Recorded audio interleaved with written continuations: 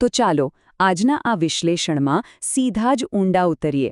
ગુજરાતી વ્યાકરણની આ સમજૂતી ખરેખર એક અત્યંત રસપ્રદ સફર બની રહેવાની છે. આજે આપણે એ સમજીશું કે કેવી રીતે એક સામાન્ય શબ્દનું મૂળ રૂપ કાબૂ કોના હાથમાં છે તેના આધારે અલગ અલગ અવસ્થાઓમાં બદલાઈ જાય છે. આ કોઈ ઘોખણપટ્ટીની વાત નથી હો. આ તો ભાષાના વિજ્ઞાનને એકદમ તાર્કિક રીતે સમજવાની વાત છે. ભાષા કામ કેવી રીતે કરે છે તેનો પાયો આજે આપણે એકદમ ક્લિયર કરી નાખીશું. આપણી આજની આ રૂપરેખા એકદમ સ્પષ્ટ છે. પહેલા ધાતુ એટલે શું તે જોઈશું, ત્યારબાદ ક્રિયા, પ્રક્રિયા અને સ્થિતિના 3 મુખ્ય સ્તંભો સમજીશું અને છેલ્લે બરફના ઉદાહરણથી એક ક્વિક રિવિઝન કરીશું. બસ, તો ચાલો શરૂ કરીએ. વિભાગ 1 ક્રિયાપદનું મૂળ એટલે કે ધાતુ. ગુજરાતી ભાષામાં ક્રિયાપદના મૂળ રૂપને ધાતુ કહેવાય છે. ઉદાહરણ તરીકે ખા, પી, લખ, વાંચ. જુઓ, આ બધા એકદમ કાચા રૂપો છે. જ્યારે પણ આપણે કોઈ કાર્ય કે સ્થિતિનું વિશ્લેષણ કરવું હોય ને ત્યારે આ મૂળ શબ્દને પકડવો જ પડે.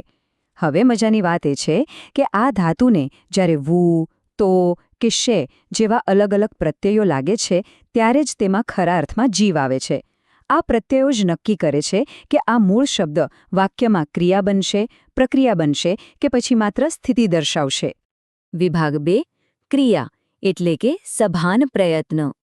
તો અહીં સૌથી મહત્વનો મુદ્દો એ છે કે ક્રિયામાં કાબૂ સંપૂર્ણપણે કોઈ વ્યક્તિ કે કર્તાના હાથમાં જ હોય છે. આ કોઈ અકસ્માત નથી. જ્યારે કોઈ કાર્ય માનવ પ્રયત્ન દ્વારા એકદમ ઇરાદાપૂર્વક પોતાની મરજીથી કરવામાં આવે ત્યારે જ તેને વ્યાકરણની ભાષામાં ક્રિયા કહેવાય છે. મતલબ કે કર્તા પોતે એકદમ સક્રિય હોય છે અને તે શું કરી રહ્યો છે તેનું તેને પૂરેપૂરું ભાન હોય છે. ચાલો આને રોજિંદા ઉદાહરણોથી સમજીએ. રમેશ પુસ્તક વાંચે છે. અહીં રમેશ પોતાની મરજીથી પુસ્તક ખોલીને વાંચવાનું નક્કી કરે છે. બરાબર ને?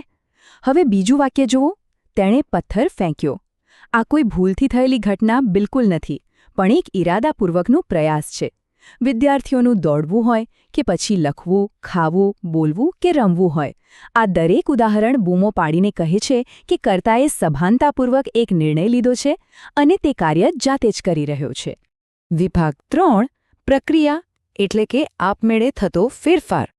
હવે જ્યારે વાત પ્રક્રિયાની આવે છે ને ત્યારે માનવીય હસ્તક્ષેપ એકદમ શૂન્ય થઈ જાય છે. વસ્તુઓ કુદરતી કે વૈજ્ઞાનિક નિયમોને આધીન થઈને બને છે. આમાં કોઈ પણ સભાન કરતા હોતો જ નથી, પણ કુદરત બારોબાર પોતાનું કામ કરી લે છે. આ ઘટનાઓ જુઓ. ઝાડ પરથી પાંદડું પડ્યું. અહીં ગુરુત્વાકર્ષણ બળ કામ કરી રહ્યું છે. કોઈએ તેને જાતે તોડીને નીચે નથી ફેંક્યું. પાણી ઉકળે છે. આ ગરમી મળતા પાણીમાં આપમેળે થતો ફેરફાર છે. દૂધ બગડી ગયું, એ પણ એક રાસાયણિક ફેરફાર છે જે આપમેળે જ થયો.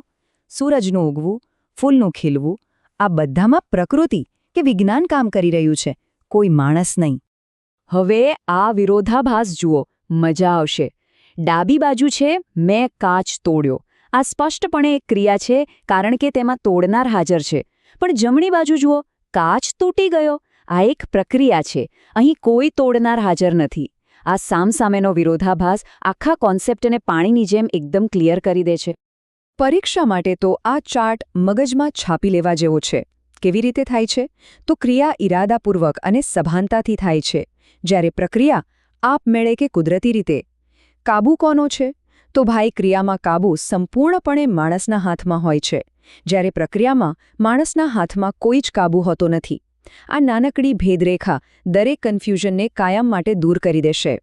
વિભાગ 4 સ્થિતિ એટલે કે માત્ર અવસ્થા. આનો સીધો અર્થ છે માત્ર હોવાનો ભાવ. સ્થિતિમાં વાક્યમાં કોઈ જ હલનચલન, સક્રિય ક્રિયા કે કુદરતી પ્રક્રિયા થતી નથી. આ માત્ર કોઈ વ્યક્તિ કે વસ્તુની ચોક્કસ સમયની અવસ્થા કે હાજરી જ દર્શાવે છે. અહીં કોઈ નવું કામ નથી થતું. છે, હતો, હતા જેવા શબ્દો આ અવસ્થાને દર્શાવવા માટે સૌથી મુખ્ય ભૂમિકા ભજવે છે. આ ઉદાહરણો સાંભળતી વખતે જ આપણને એકદમ શાંતિનો અહેસાસ થશે. ચોપડી ટેબલ પર છે. બસ, ચોપડી ત્યાં જ છે. તે કોઈ જ ક્રિયા નથી કરતી, માત્ર તેનું સ્થાન દર્શાવ્યું છે. રાજા મહેલમાં હતો.